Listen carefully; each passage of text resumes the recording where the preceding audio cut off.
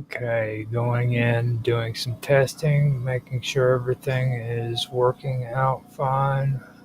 Today was weird. I didn't have like a 5, 4, 3, 2, 1 countdown, so I'm checking to see if everything is working before I get started and find out how the audio is going. Pretty sounds good on Rumble. Sounds good on Kick. X is up and going. Let me see what it sounds like though. Sounds good on X. Sounds good on Twitch. And D Live might be a problem. Don't know for sure yet. Going in and finding out real quick. Sometimes I have to go in and click on go live to get it started. But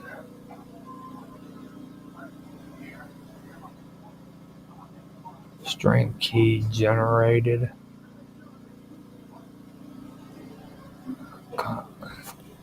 You gotta copy it. Yeah. It does get annoying after a while. That's all I gotta say. Um, let me come in here. Yeah, I'm gonna have to back out of my stream real quick.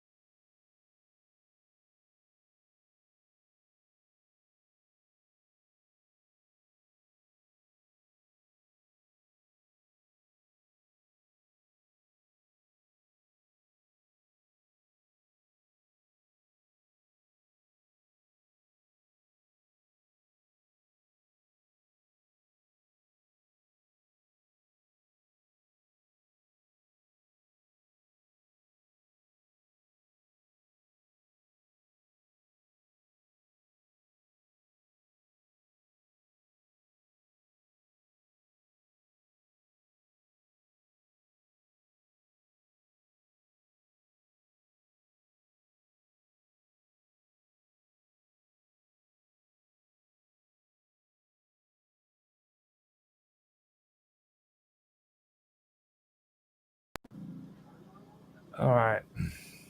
So apparently, I am having issues but I don't know exactly what's going on. I gotta hit refresh on OBS, or not OBS, but on Rumble. Um, yeah, D Live's just not gonna work tonight. So, with that being said, I am just going to get get into it and be done with it.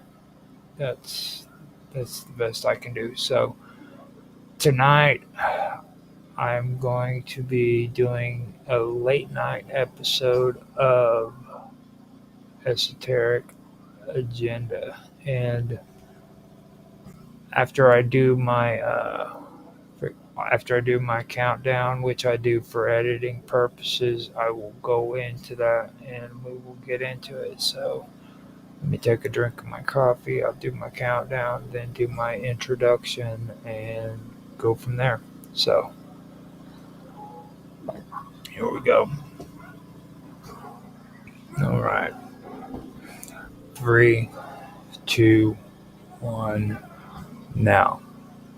Hello, everybody, and welcome back to another episode of Esoteric Agenda on the wonderful world of weirdness, as well as on strange stories on YouTube and Rumble.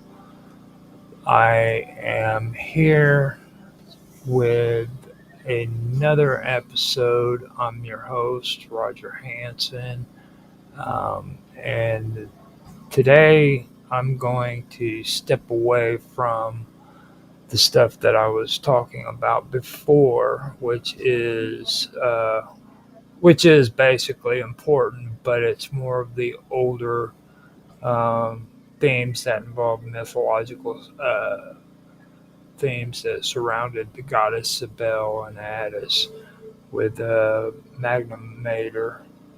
I believe that's the proper way of saying it. I always say it wrong. Uh, but with that, I was also doing some other stuff too that relates to the golden ass of Apuleius, I believe is what it was, and sacred colors and stuff of that nature, which gets into ancient uh, alchemy and what alchemy actually started out as being. So that was what I was getting into with that. Now that is that's introducing you to the basic concepts of what's going on there and um, how it all eventually progresses, things of that nature. I'm pretty much trying to go over some of the stuff that I was discussing earlier on, um, things that pertain to the Sibylline books. A thing that I do want to make a distinction between is the Sibylline books and the Sibylline oracles, because I have been putting short videos out on Rumble and on X2 that I've previously put out on Minds.com concerning the oracles. And I want to make a distinction between the two. There is a distinction between the Sibylline books and the Sibylline oracles. They aren't the same. Uh, they share a similar name and prophetic theme, but they're different in origin. Also, the purpose and the content is different as well.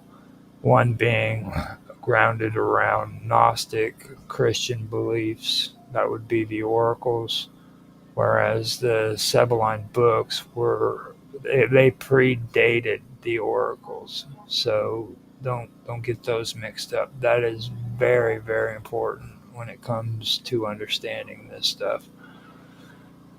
I went over Mount Ida, and the fact that there's actually two Mount Idas, one that's on Crete. That's the one where Zeus was supposed to come from. And then there's Mount Ida in what would be modern day Turkey. Um, that is also something that I did bring up. And we got into a lot of that previously. Now, what I want to do is I want to go further with this, and this is something that uh, discuss more modern interpretations of well, esoteric beliefs and stuff. And what I'm trying to do is trying to um, show the the symbolic meanings behind a lot of the things that you're hearing when you hear about the esoterics, and what they actually mean. Now, um, now I want to go into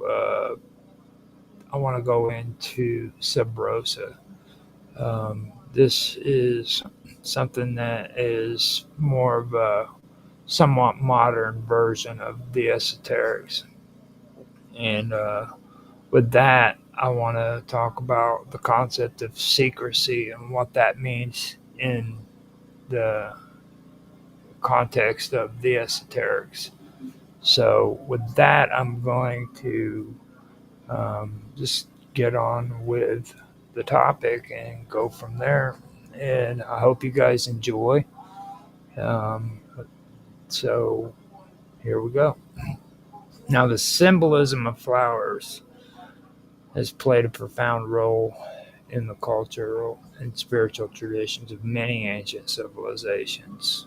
Among the most enduring and significant of these symbols are the lotus and the rose, both of which have served as potent emblems of secrecy, silence, and confidentiality. The journey from the lotus, especially in ancient Egyptian and Greco Egyptian contexts, to the rose in Roman and later Western traditions, reflects a fascinating evolution of symbolic language. We will explore the origins of the lotus as a symbol of secrecy, its cultural significance, and how it gradually transitioned into the rose, culminating in the Latin phrase sub rosa and its enduring association with confidentiality. The lotus flower holds deep meaning in Egyptian culture, where it is closely tied to concepts of rebirth, creation, and purity. In ancient Egyptian mythology and art, the lotus emerges as a symbol of the sun and regeneration because of its unique biological behavior. It blooms in the morning and closes at night. This daily cycle made the lotus an emblem of mourning. Uh, it made a, this daily cycle made the lotus an emblem of the cycle of life, death, and rebirth, themes central to Egyptian spirituality. Beyond this cosmic symbolism, the lotus also was also linked to the idea of silence and secrecy. This association is most evident in the figure of Harpocrates, Harpocrates, the Hellenistic god of silence and secrecy, who was originally derived from the Egyptian child god Horus. In many Greco-Egyptian depictions, Harpocrates is shown holding a lotus flower or a finger to his lips, signifying silence. The connection between the lotus and secrecy can be understood within the context of esoteric religious practices. In mystery cults and initiatory traditions, secrecy was paramount. The lotus, with its delicate and transient nature, came to embody the discretion and sacred silence required of initiates. This flower's symbolism extended beyond mere quietness to represent the guarded transmission of hidden knowledge, a theme that permeates many ancient religious systems. The lotus's role as a symbol of hidden wisdom and silence made it a natural emblem for a symbol of hidden wisdom and secrecy in the religious and social context of the ancient Mediterranean world.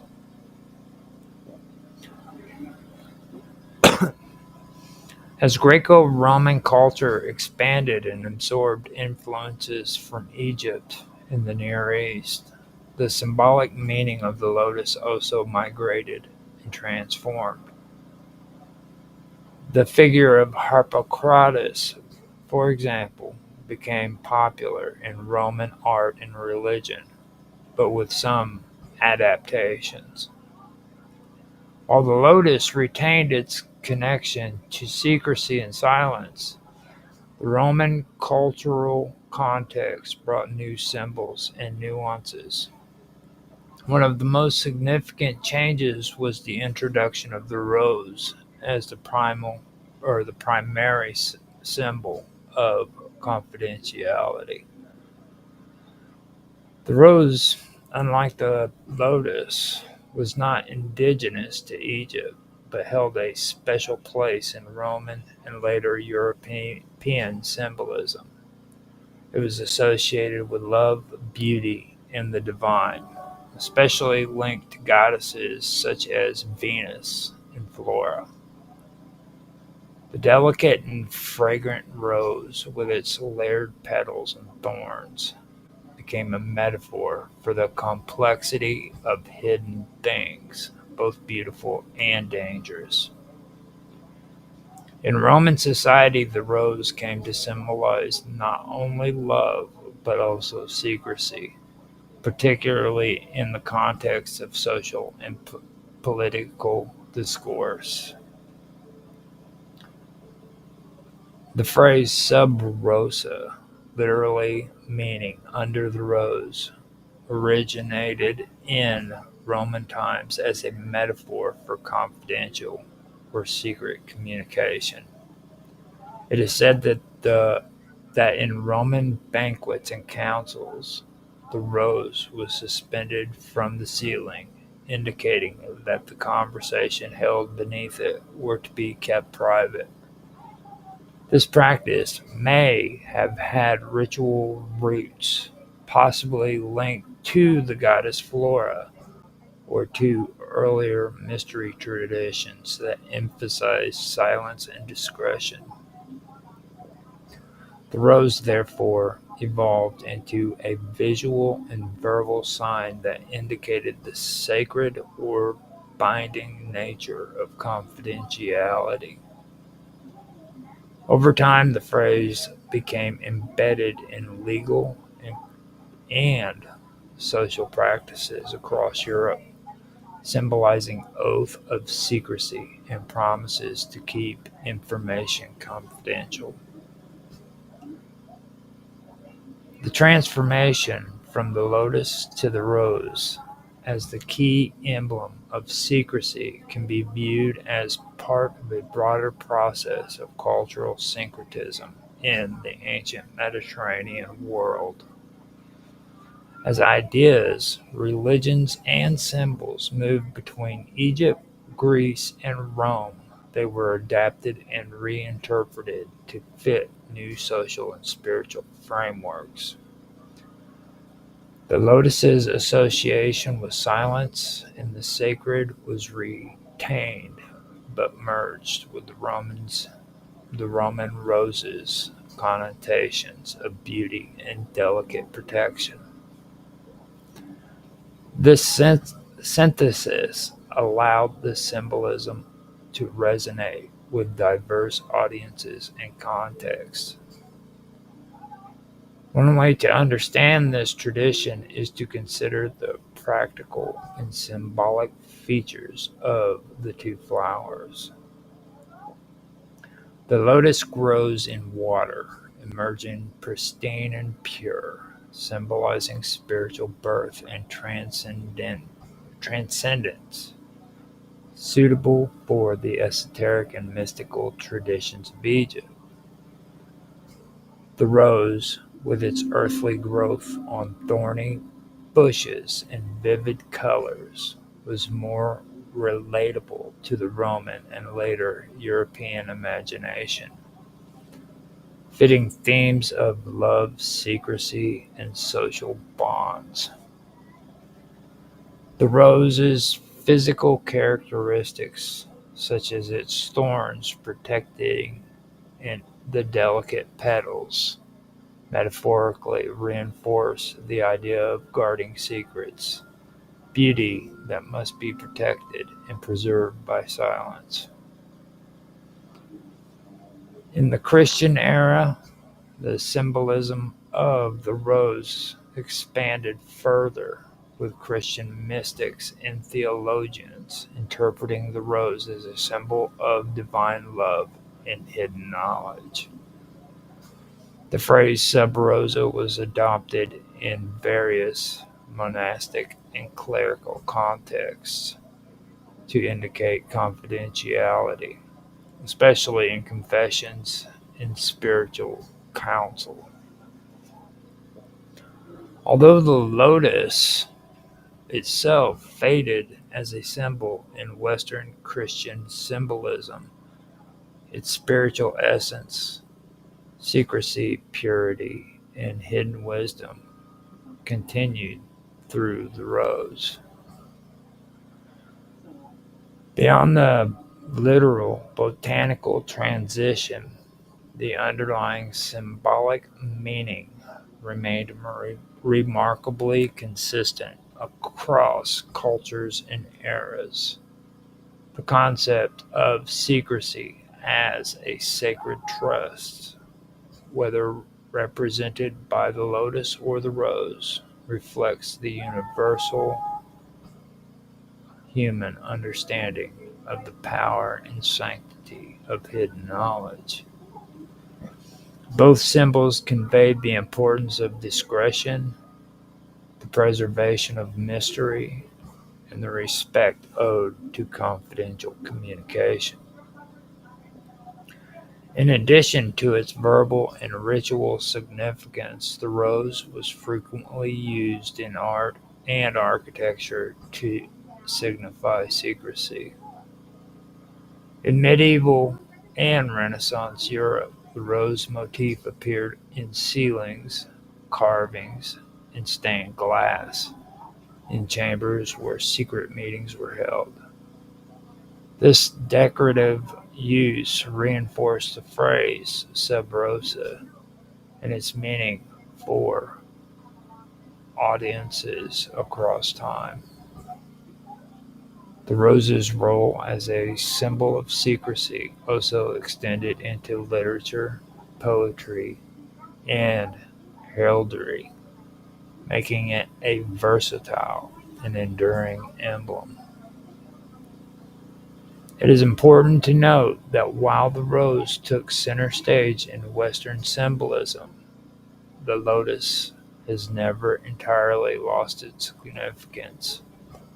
The Eastern traditions, particularly in Hinduism and Buddhism, lotus. Now, in Eastern traditions, particularly in Hinduism and Buddhism, the lotus remains a profound spiritual symbol, representing purity, enlightenment, and transcendence. In these contexts, secrecy is less emphasized than spiritual awakening, but the lotus's role as a sacred and powerful symbol continues unabated. Also, I'd like to point something else out that I think should be mentioned, and it's the lotus position that Buddha takes in most of the statues and everything that he is represented in. He's always sitting in the lotus tradition with his legs crossed in front of his genitals, and just not without being blunt. There is a connection there when it comes to love, and things of that nature, as well as sitting in the lotus position, which would indicate his secret space, his secret place. You know what I mean? So that's something else that you have to take into consideration. I joke about it with Jeffy Ryder on his show all the time, but it actually is a serious um, thing to look at. And you'll see it everywhere, where he's sitting there in the lotus position with his legs crossed. So, just wanted to put it out there. Now, with that being said, I want to read something to you. And this is kind of complex, so I do want everybody to forgive me if I mess this up. So, this is a quote that I took that I do want to read because it's a big example of some of the stuff that I'm going to go into next. So here we go.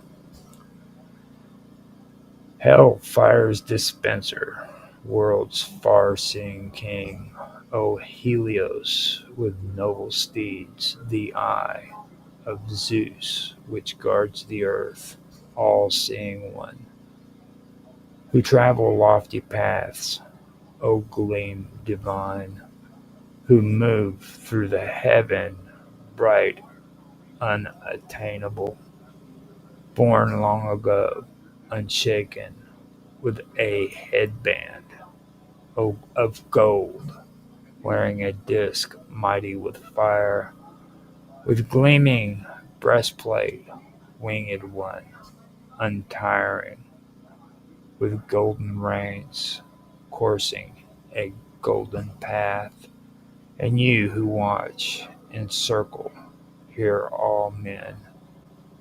For you, day's flame that bring the light, give birth to dawn, and as you pass the midmost pole, behind you, rosy ankled sunrise goes back to her home in grief. In front, sunset meets you and leads your teams of fire-fed steeds down into ocean. Night darts down in flight from heaven whene'er she hears the crack of whip that strikes with force around the horse's flanks. A-E-E-O-Y-E,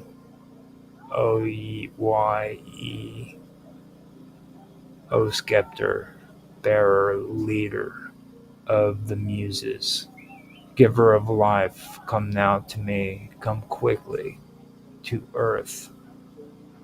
Aeolus, hair wreathed with ivy, and Phoebus, and Ambrosian mouth give voice to sing hell fire's guard. Araraka, I have a hard time with this. Arakakara, Epthesiskier, and Hell Morai 3, Clotho, and Atropos, and Lachis 2. I call you who are great in heaven ere alike. Supreme ruler, you whom all nature serves, who dwell throughout the whole inhabited world, you whose bodyguard is the 16 giants, you who are seated upon the lotus and who light up the whole inhabited world. Forgive me if I messed that up. Well, I know I messed it up, but forgive me. Throughout ancient Mediterranean cultures, the figure of Aphrodite holds a complex and evolving place within religious, mystical, and esoteric traditions. While while often remembered primarily as the goddess of love and beauty, her role extends far beyond this popular conception, especially when examined through the lens of mystery cults, magical rites, and symbolic language that developed in the Hellenistic and Roman periods. A particular focus of this exploration in the iconographic iconographic and symbolic transformation of sacred floral imagery from the lotus to the rose, and how this shift reflects deeper currents of esoteric meaning tied to secrecy, initiation, and divine feminine power.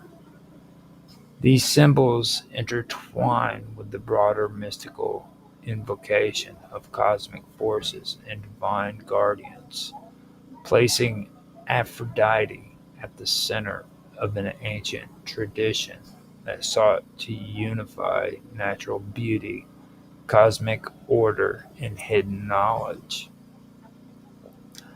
The sacred lotus has long held profound significance in a variety of ancient cultures, originating in the fertile civilizations of the Near East and Egypt. The lotus was widely recognized as a symbol of purity, rebirth, and divine manifestation. Its ability to rise unsustained from murky waters made it a natural emblem for spiritual transcendence and renewal. In these cultures, the lotus was often connected to solar deities and in creation myths, representing the unfolding of life and the presence of the divine within the natural world. As religious ideas and iconography traveled through trade routes and cultural exchange, the lotus became a potent symbol in the Mediterranean, where it was incorporated into Greek and later Roman symbolic systems. In the Greco-Roman world, the lotus's symbolic value was adapted and merged with local traditions. Among these adaptations was its association with the divine feminine, particularly with goddesses who embodied aspects of life, fertility, and cosmic order. The lotus's representation as a seat or throne for a goddess encapsulated the idea of her divine authority and connection to the source of life. In esoteric and mystery cult contexts, such imagery was not merely decorative, it served as a coded language conveying complex spiritual truths accessible only to initiates. Over time, the lotus's place in symbolic tradition gradually shifted towards the rose. This tradition was influenced by evolving cultural preferences, botanical bo- botanical availability, and the growing symbolic significance of the rose in Roman religious and mystical thought. The rose, unlike the lotus, which is more commonly associated with eastern regions, was native and highly regarded in the Mediterranean basin. It became emblematic of beauty, love, and divine secrecy. Its layered petals came to symbolize the unfolding of hidden knowledge, and the rose was frequently linked to concepts of confidentiality and sacred trust. The phrase "sub rosa", meaning "under the rose", minimized this symbolic transformation. Originating in Roman practices, it came to signify a sacred promise of secrecy, especially in matters of council, ritual, or initiation. Placing a rose in a meeting place or over a council table was a gesture signaling that all discussions were to be kept confidential. This motif endured through medieval and later esoteric traditions, permeating secret societies and mystical rites. The rose, therefore, transcended its natural beauty to become a powerful emblem of hidden wisdom and divine silence. Within this framework, Aphrodite's identity as a goddess also evolved to encompass of those esoteric dimensions.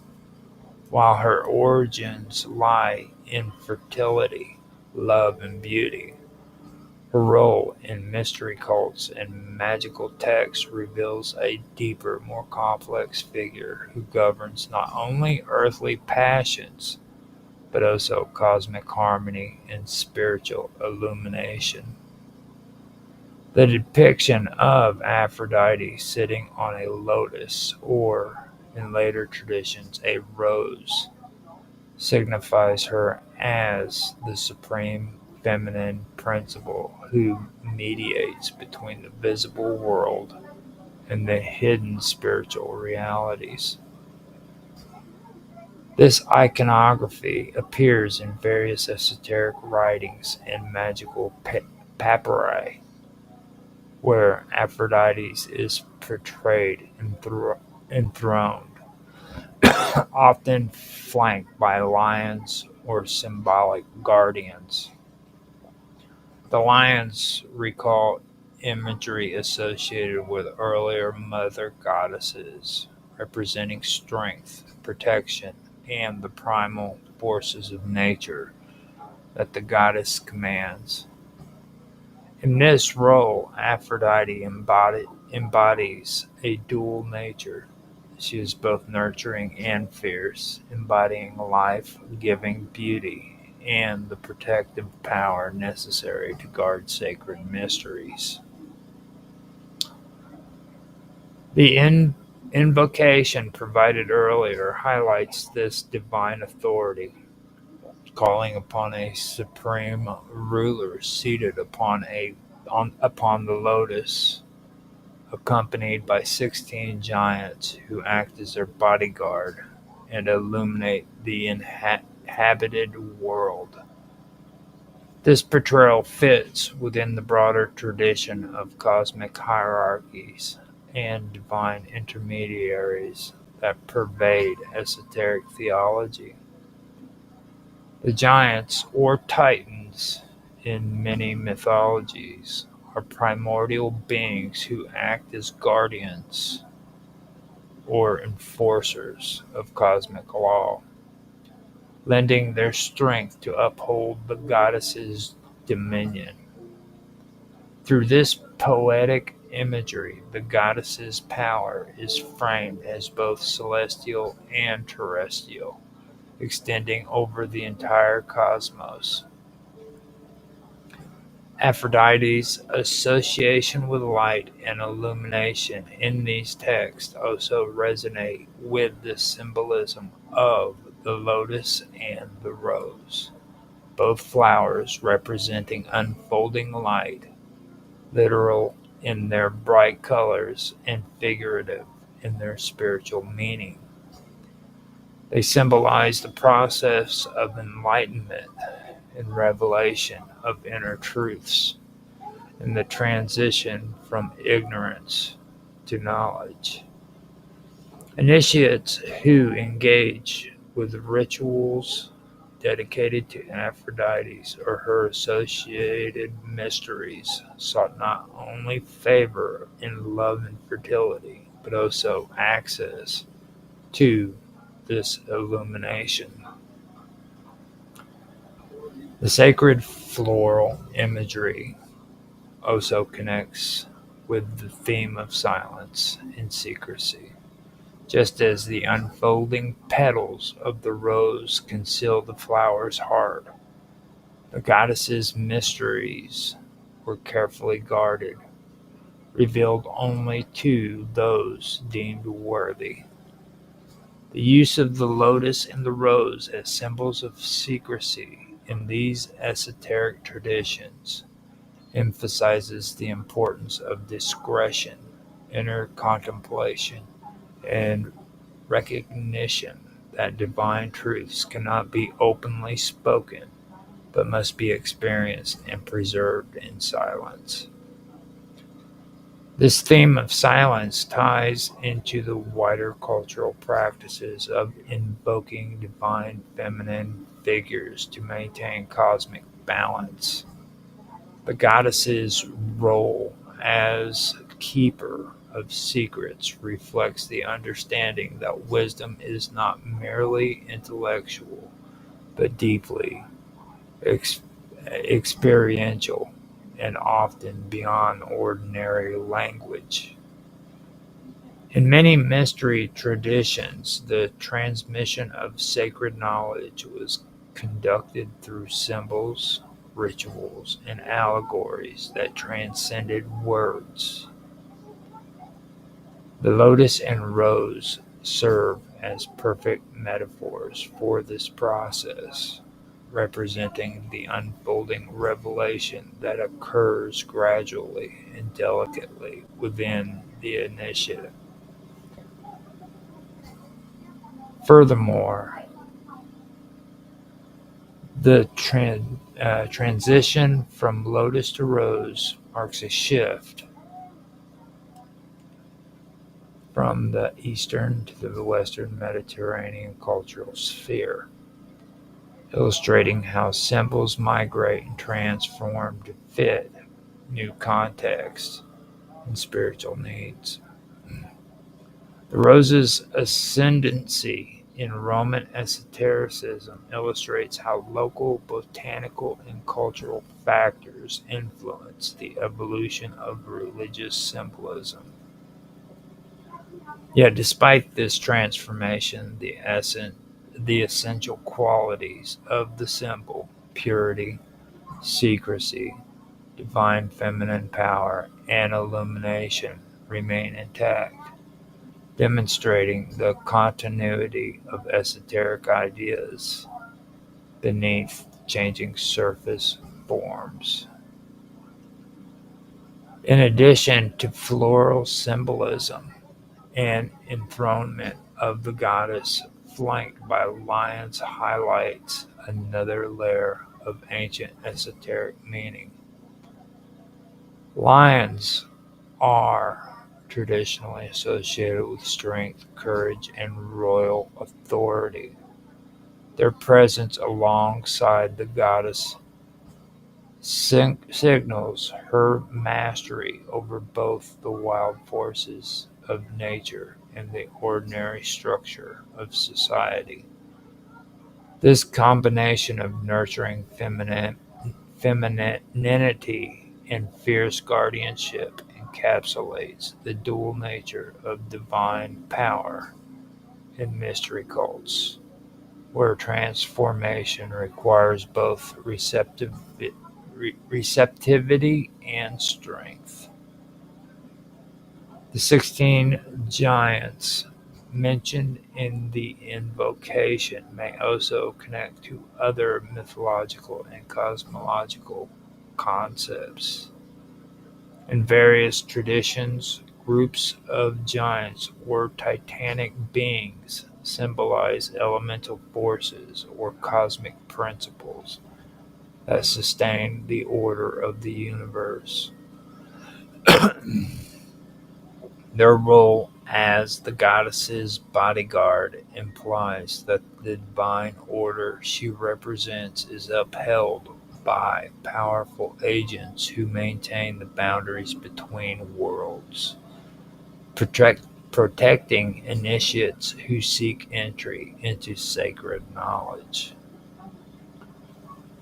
Within this rich symbolic environment, Aphrodite emerges as a central figure, linking earthly beauty and passion to cosmic harmony and spiritual transformation.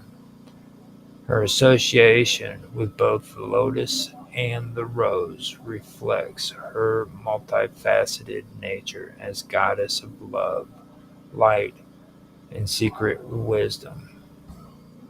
The invocations imaginary imagery the invocations imagery portrays her as a radiant queen of the cosmos whose mysteries inspire awe, reverence, and initiation. This understanding broadens the perception of Aphrodite beyond popular culture, situating her within a long-standing esoteric tradition that spans centuries and crosses cultural boundaries. Through the lens of sacred symbolism, the goddess represents the unity of form and essence, visible and invisible, beauty and power, secrecy and revelation. The flowers upon which she sits are not mere decorations, but profound symbols of the spiritual journey and the unfolding of hidden truths within the soul. The symbol of secrecy, embodied in the rose's layered petals, corresponds to the secret teachings and ritual practices associated with the goddess's cults.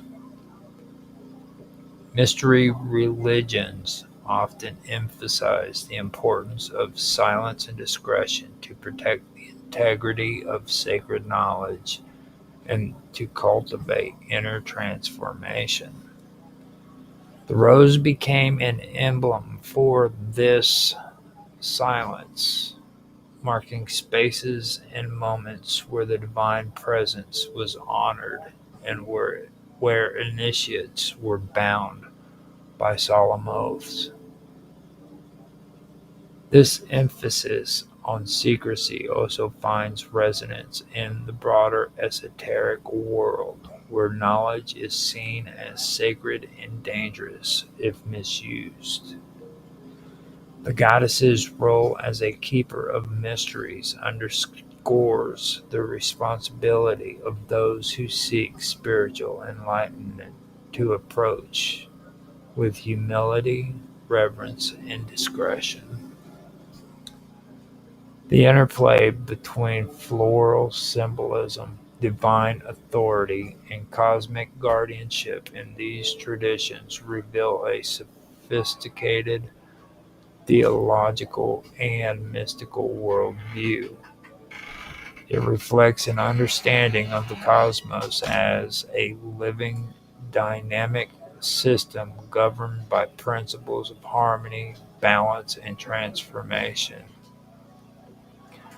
Aphrodite's enthronement upon the lotus or rose symbolizes the central role of the divine feminine in sustaining and rebuilding this cosmic order. The figure of Aphrodite has long been seen as a symbol of beauty, love, and sensuality. But beneath the surface of classical depictions lies a deeper, more esoteric significance. In the mystery traditions of the ancient world, particularly as they evolved through Hellenistic and Roman interpretations, Aphrodite became to represent not just the allure of physical attraction, but the embodiment of cosmic harmony, hidden wisdom, and transformative secrecy. The roots of this expanded vision are entangled with symbols such as the rose, the lotus, and the recurring theme of silence. These motifs, woven into rites and sacred language, point towards a tradition that cloaked its higher teachings in the veil of mystery, revealing them only to the initiated. Okay, I'm going to have to stop for a second. I'll be right back.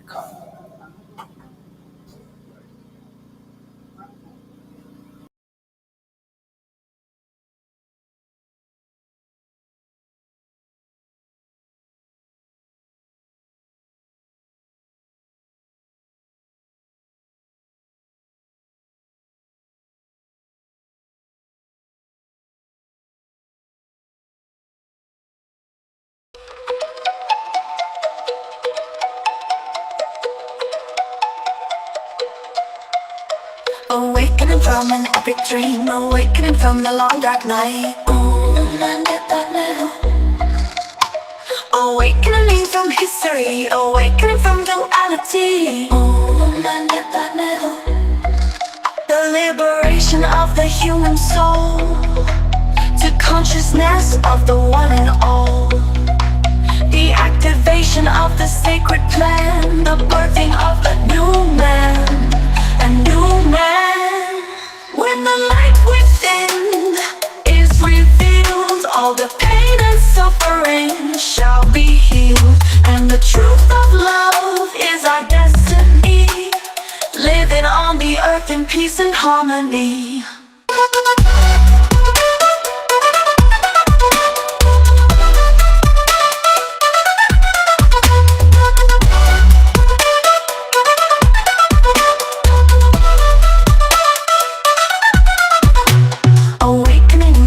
Perceptions, awakening to the joy of life. Awakening to a new dimension, awakening to a paradise. The illusion of separation disappearing into unity, into the source of a high vibration, into the wonder of the mystery. A mystery. When the light within is revealed, all the pain and suffering shall be healed, and the truth of love is our destiny, living on the earth in peace and harmony.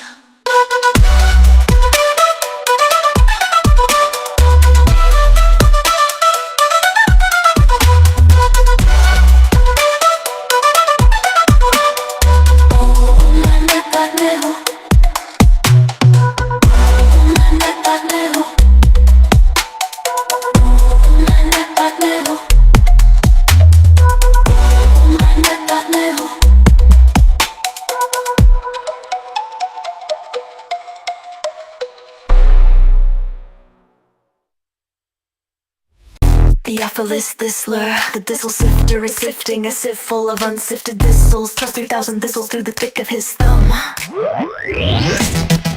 3,000 thistles through the thick of his thumb. 3,000 thistles through the thick of his thumb. Theophilus, this or the distal sifter is sifting a sieve full of unsifted thistles. Plus 3,000 thistles through the thick of his thumb. 3,000 thistles. Mr. Robot rolled around and rolled round, and if Mr. Robot rolled around and rolled round, where is the round roll? Mr. Robot rolled round. Where is the round roll? Mr. Robot rolled round. Mr. Robot rolled round. Mr. Robot rolled round. And if Mr. Robot rolled and rolled round, and if Mr. Robot rolled around and rolled round, where is the round roll? Mr. Robot rolled round. Here is an exercise demonstrating the union of in at the end of words. Dividing and gliding and sliding and falling and brawling and sprawling and driving and riving and striving. Dividing and gliding and sliding and falling and brawling and sprawling and driving and riving and driving. Theophilus Thistler, the thistle sifter, is sifting a sieve full of unsifted thistles. Plus 3,000 thistles through the thick of his thumb. Plus 3,000 thistles through the thick of his thumb. Plus 3,000 thistles through the thick of his thumb. Theophilus Thistler, the thistle sifter, is sifting a sieve full of unsifted thistles. Plus 3,000 thistles through the thick of his thumb. 3,000 thistles. Mr. Robot rolled around and rolled round, and if Mr. Robot rolled around and rolled round, where is the round roll? Mr. Robot rolled round. Where is the round roll? Mr. Robot rolled round. Mr. Robot Mr. Robot rolled around and rolled round, and if Mr. Robot rolled around and rolled round, where is the round roll? Mr. Robot rolled round. Where is the round roll? Mr. Robot rolled round. Where is the round roll? Mr. Robot rolled round. Where is the round roll? Mr. Robot rolled round. Where is the round roll? Mr. Robot rolled round. Where is the round roll? Mr. Robot rolled round. Where is the round roll? Mr. Robot rolled round.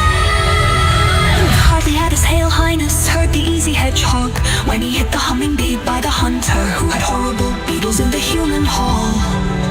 I love to hear the horse's hard iron hooves go hammer, hammer, hammer, hammer, hammer on the easy highway. I hit my horse hard. I'm hurrying around to hunt up hogs. Theophilus Thistler. Theophilus Thistler. Theophilus Thistler. Theophilus Thistler. Theophilus Thistler. Theophilus Thistler.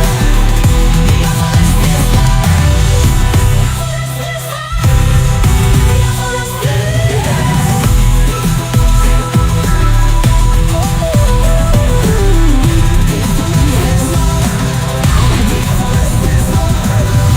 Theophilus Thistler, the thistle sifter, is sifting a sieve full of unsifted thistles. Plus 3,000 thistles through the thick of his thumb.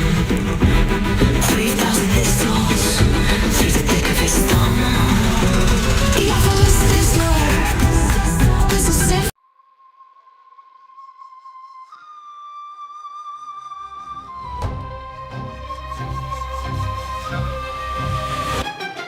Once the gods carved earth like a cosmic chessboard, Poseidon claimed Atlantis, his star-born accord. 10 twin suns, throne of tridents waves at his command. Empire stretched from bow, big stones to Mayan sand. Monoliths stacked like Legos blocks no crane could lift. Sonic levitation, gods don't need pulleys or grit. Athena taught Athens, Hephaestus forged veins of gold, but Atlantis spires pierced heaven, stories untold. Years of virtue, divine blood pure in the veins. No egregious geodesic temples where starlight reigns, but mortality crept in, diluted the grace. Gold turned to rust, hubris eclipsed the god fast. Of Atlantis, drowned in the deep. Poseidon's lost kingdom, where titans still sleep. From Giza to Tiwanaku, the coalition law as above, so below. Cosmic empire of law and princes of plasma, their thrones now debris. Echoes of Atlantis, where gods walked the sea. Watch the fall, saw vice crack the divine.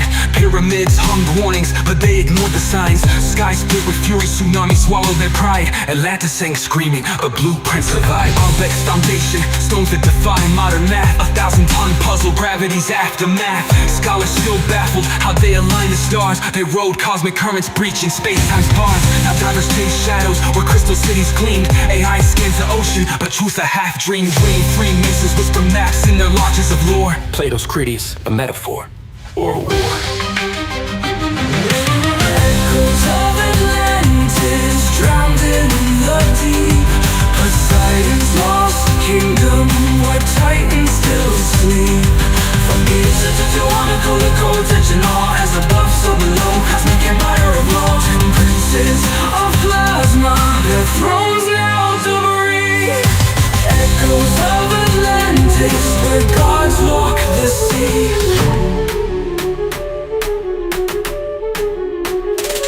They say Poseidon's seed still flows in our veins. In every megalith, every grid that restrains. The Dogon chart Sirius, Templars guard the flame. But Atlantis tech, it's encoded in our DNA's frame. Zeus's verdict was fire, a flood in ice. Yet the Sphinx still stares, whispering sacrifice. Mortal minds crave power, but miss the design. True kings rule through resonance, not bloodline. Now decode the ruins, their psalms etched in stone. A star-born king's empire, now dust and bone. The hall of records buried neath Giza's cold gaze holds anti-gravity schematics from pre-flood days. Crystal engines hummed, organ fueled their might, till pride turned their frequencies dissonant blight. The Anunnaki fled, Mars colonies crumbled. Leviathan's bones and the Mariana rumbled. But Poseidon's ghost rides the Bermuda's mist. Evolve past the greed or drown in the abyss. Tsunamis taller than gods, crack continents like eggs. Jungles of Egypt drowned, turned to sand in Poseidon's regret. Mammals shrunk to lapdogs, skies choked by volcanic breath. Waves circled the globe thrice, 3 funerals for death. Up Nepistim, rode the arc of frequencies, not wood. Up tetrahedron ziggurat where anti-grav pulses stood.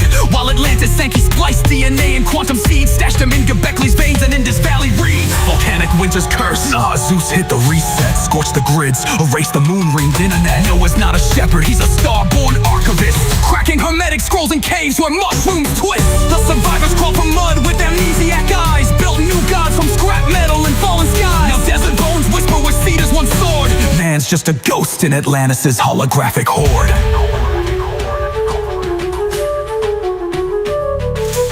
Blood wasn't water, it was math. A codex purge, Enoch's nightmares digitized in the cosmic surge. As above, so below, the blueprint stays true. Rise from the ashes or drown in what's new. The flood wasn't water, it was math. A codex purge, Enoch's nightmares digitized in the cosmic surge. As above, so below, the blueprint stays true. Rise from the ashes or drown in what's you. Echoes of Atlantis drowned in the deep, the deep. Poseidon's lost kingdom where titans still sleep. From Giza to Tijuana, their codes etched in awe. As above, so below, cosmic empire of law. 10 princes of plasma, their thrones now debris. Echoes of Atlantis, where gods walk the sea. So when you see Stonehenge, Angkor Wat's spire, know Atlantis lives in the quantum choir. The gods weren't myths, they're mentors in code. Rise from the ashes, or repeat what they owe.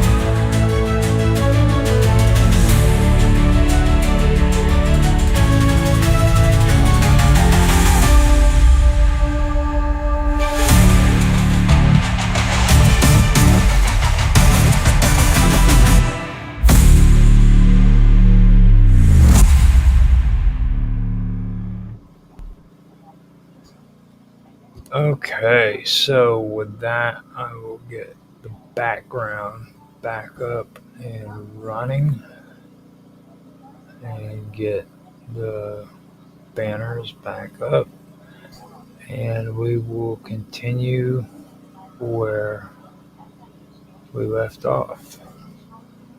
That was brought to you by Mr. Robot, aka Columinati. You can find him on Rumble at his channel called Hacker Radio, and I suggest you guys go check him out if you like his music, and let him know that you enjoyed what he has to offer. Kind of give him some support. So, with that being said, let me get on with what I was doing before. So, the esoteric thread running through the mythology of Aphrodite becomes evident when one explores the symbolic use of the flower most closely associated with her.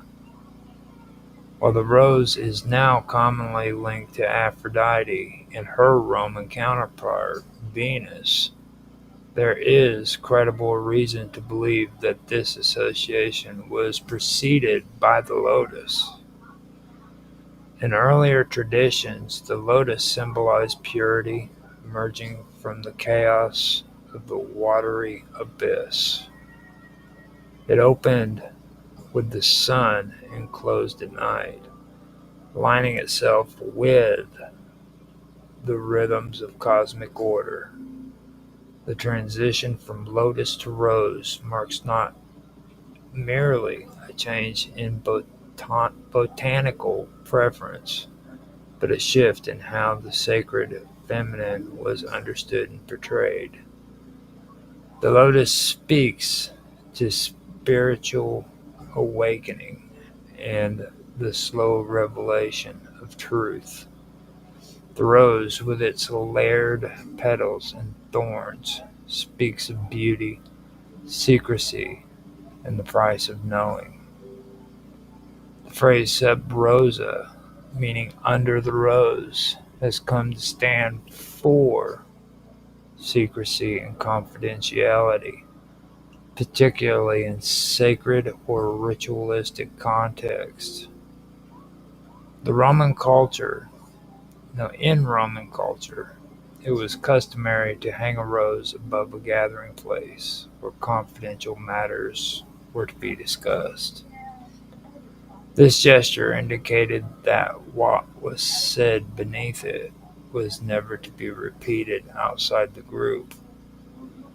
The idea behind this was not simply to ensure discretion, but to mark a moment as sacred.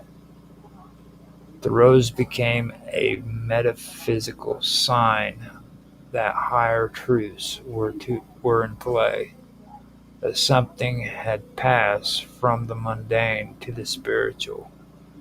When linked back to Aphrodite, this practice takes a deeper connotation. She is not just the patron of romantic secrets, but the guardian of divine mysteries, preserving truth too luminous for common revelation. In some later mystical invocations, Aphrodite is described as enthroned upon a lotus, radiating light across the whole inhabited world. This lotus seat here is not just a poetic image, it is a declaration of divine order and luminous sovereignty. Such texts describe her as accompanied by giant guardians and existing in a Uriel realm that binds heaven to earth. This divine celestial queen, hidden behind veils of symbolic language, is closer to the world soul than to a mere personification of desire. The light the light she emits is not merely physical but philosophical, illuminating the initiate's path to gnosis. The, in, the invocation referred to earlier, in which the supreme ruler is described as seated upon the lotus, surrounded by giants and attended by the Fates, further solidifies the image of a deity who governs the subtle currents of destiny and spiritual alignment. This ruler, while unnamed in the text, mirrors Aphrodite's in her celestial form. The lotus throne aligns her with divine wisdom and transcendence. In the presence of 16 giants as bodyguards suggests an architecture of cosmic guardianship, pillars that support the heavens, defending the sanctity of truth. Other symbols traditionally tied to Aphrodite's also reflect this secretive and mystical dimension. For example, the number 5, sacred to her, corresponds with the golden ratio and pentagram, symbols frequently used in esoteric traditions to represent balance and perfection. The pentagram, often used in magical rites, was not just a talisman of power, but a diagram of the harmony that underlines creation. When associated with Aphrodite, it reveals her role in harmonizing the discordant elements of human life and the cosmos. The mythology of transformation also plays a central role in Aphrodite's more obscure narratives. Her influence was not limited to carnal attraction, but extended to the realm of spiritual alchemy. In certain Orphic and Hermetic traditions, divine union was considered a metaphor for the soul's reunification with its divine source. Aphrodite's mythic relationships, particularly with figures like Ares and Adonis, could be read as allegorical for the dynamic tensions between spirit and matter, love and war, life and death. In this interpretation, her love is not a passive sentiment, but an active force of reconciliation. Silence, too, was a powerful element in these mysteries. The gesture of placing a finger to the lips, unseen in statues, seen in statues of Hippocrates and sometimes associated with Aphrodite's mysteries, donated the inviolability, denoted the inviolability of sacred knowledge. Whether holding a lotus or a rose, the underlying message was the same. What is known within the sacred circle must not be spoken without. This tradition found echoes of magical texts, invocations, and even an architectural design where hidden chambers and veiled sanctuaries served both physical and mystical, or in symbolical purposes. The invocation texts, particularly those found in papyri and magical handbooks, often employ dense symbolic language to veil their true meaning. In these writings, Aphrodites may appear under code names, described with attributes traditionally assigned to cosmic rulers, soul guides, or initiatory forces.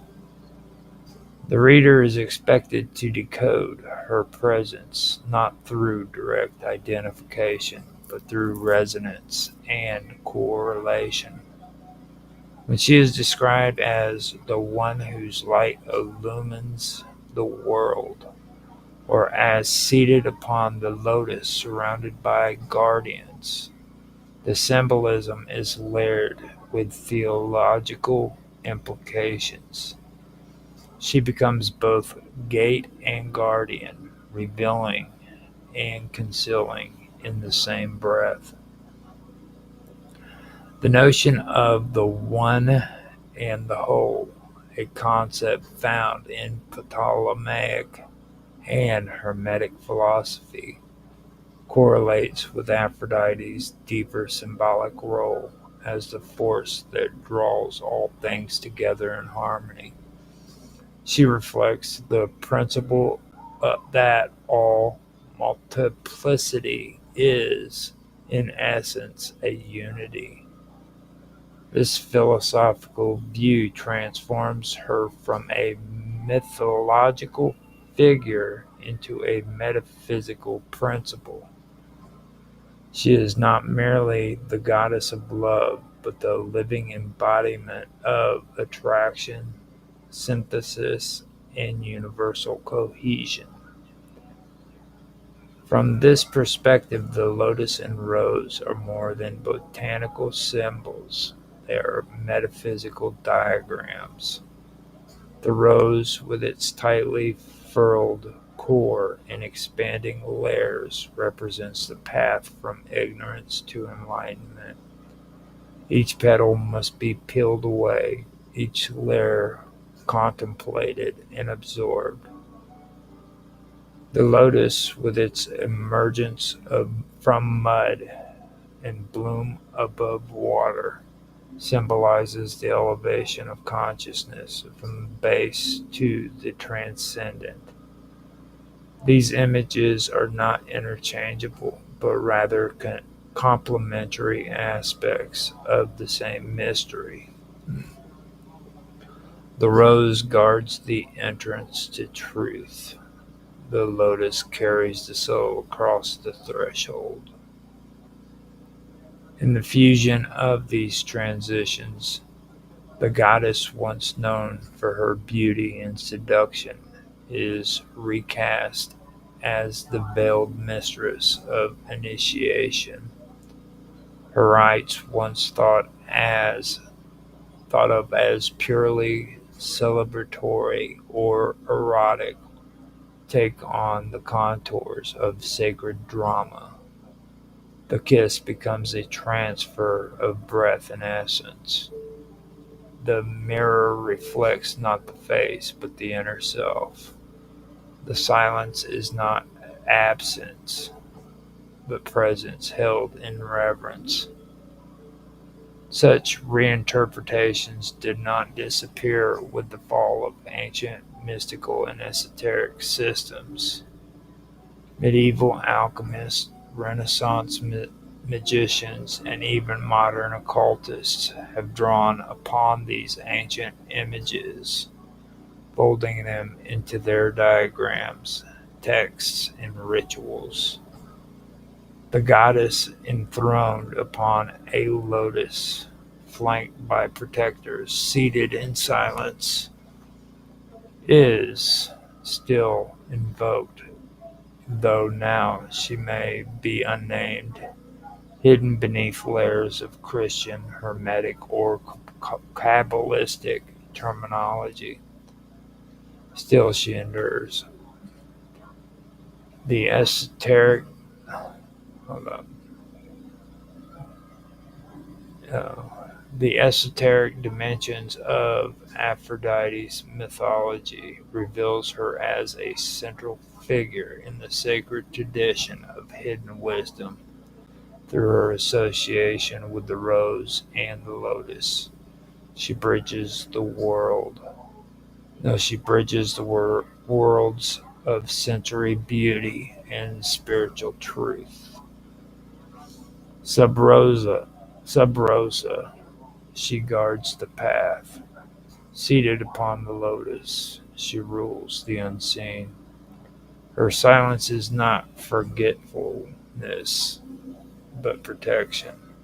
And our love, properly understood, is not merely desire, but the magnetism that draws the soul towards the divine center from which all things emerge and to which all things return.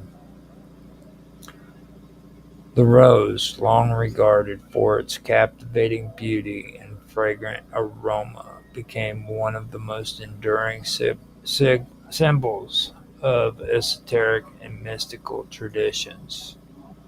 It was not merely admired for its outward appeal, but for the deeper symbolic resonance it held across numerous philosophies, spiritual movements, and secret orders. The petals of the rose, tightly curled into layers that slowly unfurl, mirrored the hidden depths of truth, knowledge, and the self. To those who sought wisdom beyond the surface of conventional life, the rose symbolized the process of revelation, each petal an initiation, each unfolding a deeper layer of understanding. The thorns of the rose were not were the thorns of the rose were no mere botanical feature, but were understood as essential to its mystical meaning. The pursuit of inner truth, secret knowledge, or spiritual enlightenment was not considered a simple or harmless endeavor. The thorns represented the danger, trials, and suffering that often accompanied the seeker's path. They warned that sacred knowledge was to be approached with humility, reverence, and caution. Only those willing to endure discomfort or even pain were seen as truly ready to approach the deeper mysteries symbolized in the heart of the rose. Its fragrance was thought to be more than just a pleasant scent. In mystical literature, fragrance often denoted the unseen or spiritual essence, and the rose's perfume was interpreted as the emanation of the divine or the unseen truth. A flower that could be seen, touched, and smelled was understood to bridge sensory experience with hidden reality, an echo of how the material world can contain spiritual meaning. Among initiatory groups, the rose often appeared in veiled symbolism. In alchemical texts, it could represent the secret of transmutation, the elusive philosopher's stone, or the soul's journey through purification. In some Gnostic and Hermetic schools, the rose was planted within the heart of the seeker, blooming only as inner enlightenment grew. This flower within was not merely personal development, but a metaphysical awakening to the structure of the cosmos and the divine principles that animate it. The expression "under the rose" or "sub rosa" came to encapsulate this heritage. Meetings held in secrecy were often conducted with a rose overhead or a rose motif present, indicating that all shared knowledge was to remain hidden from the uninitiated. Here the rose served both as a seal of silence and a mark of trust between those privy to sacred discourse. It wasn't just secrecy for secrecy's sake. It was the recognition that certain truths could not be spoken plainly or profaned by careless use. The rose stood as a guardian of mystery.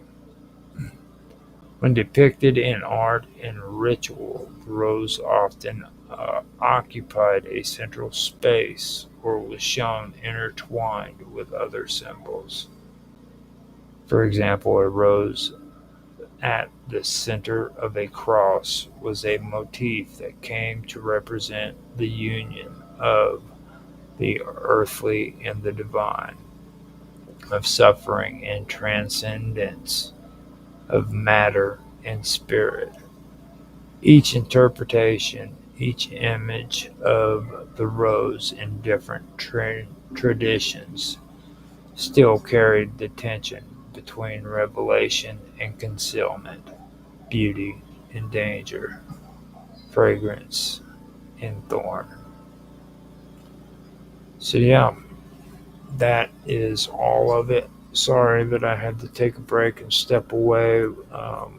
We had some audio issues in the background that I had to mute out and let take care of itself. I hope you guys did enjoy. This is another late night stream of Esoteric Agenda. I really am getting to where I enjoy this one. I didn't know if I was going to enjoy it as much as what I ended up enjoying it. Enjoying it now. I had done some previous stuff in the past on my old channel, or on my original channel, which was strange stories that I wanted to preserve and keep. So I went through them and I kept the ones that had good audio or decent audio to make 15-minute clips of. And I named the video series Esoteric Agenda.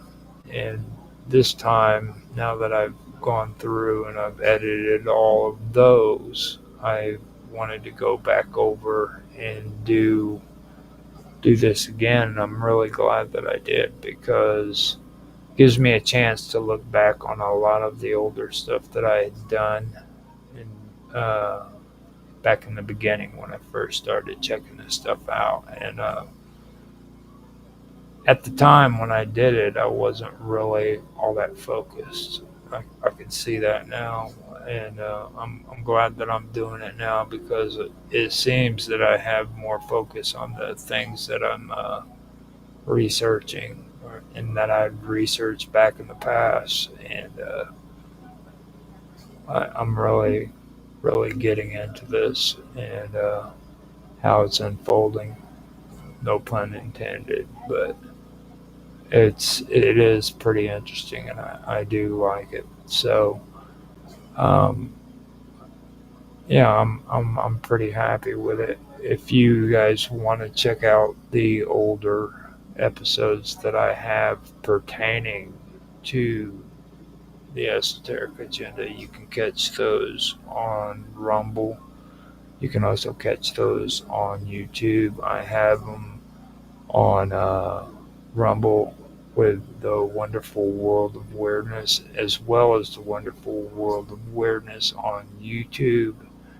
And I have the episodes also uploading on my original channel, which is Strange Stories.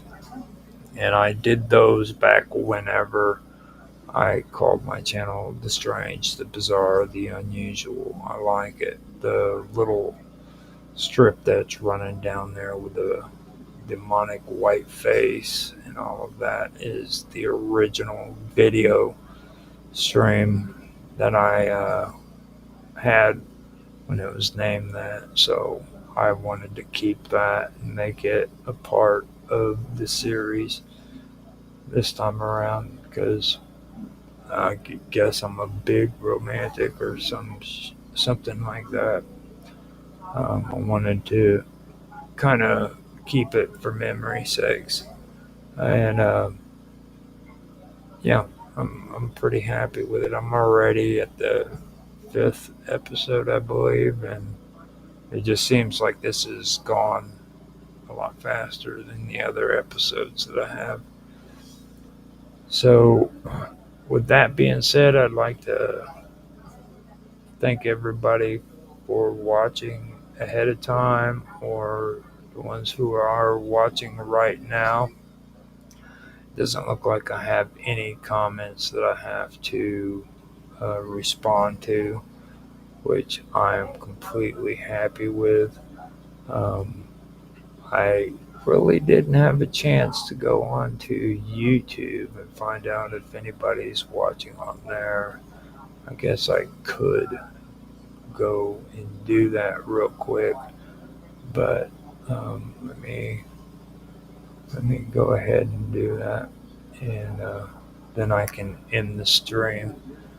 Now, if you want to check these uh, or my episodes out, you can check them out on the Wonderful World of Weirdness, like I said, on Rumble and on YouTube. You can also check them out on my streams that I do as Roger Hansen or Roger underscore Hansen on, I believe, Kick,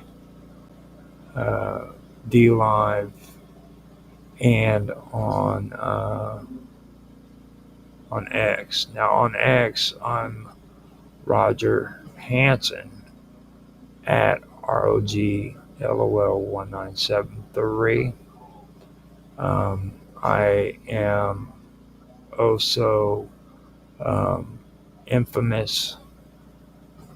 No, wait, yeah, I believe on Twitch I am infamous 1969. Yeah, that's what it is. And then on X, I'm Roger Hansen at ROGLOL1973. Now on D Live, I am just Roger Hansen. You can check me out there too. And I believe that covers all of it. Now on on Kick, I'm just Roger underscore Hansen. So if you guys did like the stream, like, subscribe, share, make comments, give some feedback. Heck, just make a conversation. Stop by, say hello. It's really important that you take time to put a comment into people's streams. Believe it or not, you'll hear everybody always talking about algorithms and things of that nature, which is important. But trust me when I say that comments are just as important. It shows the platform that channel is active and that people are interacting with it. So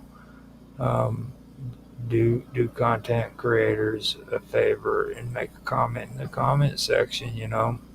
Besides that, I'm on Rumble and I get tired of getting comments from just bots wanting me to buy viewers and improve my channel, which is ridiculous. I enjoy having conversations with you guys. I really do. So if you do make a comment to me, let me reassure you, I will respond to them as long as you're not being a troll.